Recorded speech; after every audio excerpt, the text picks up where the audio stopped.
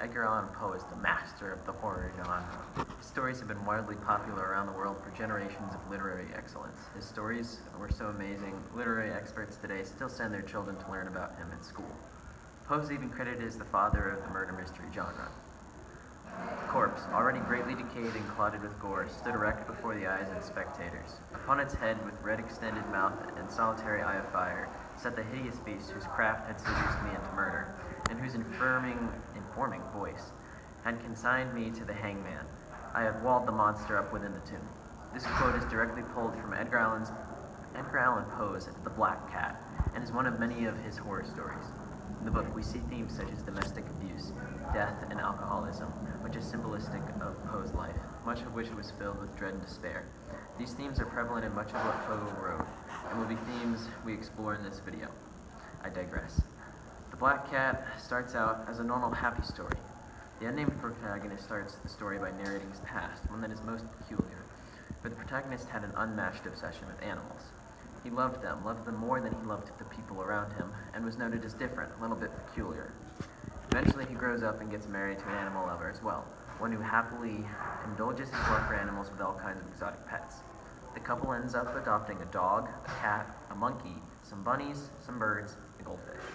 Among all these pets, however, the protagonist had a favorite, their cat named Pluto. Pluto liked to follow the protagonist around, and he enjoyed this company. It made the protagonist laugh. Things were great for the couple until the protagonist starts drinking.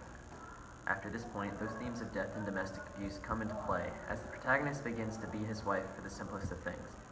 His temper was unchecked and continued to grow, and grow it did, so much so that it comes to a point in the story the protagonist begins to take out his anger on the couple's pets. At first, he would never harm Pluto, but eventually Pluto fell under his wrath as well.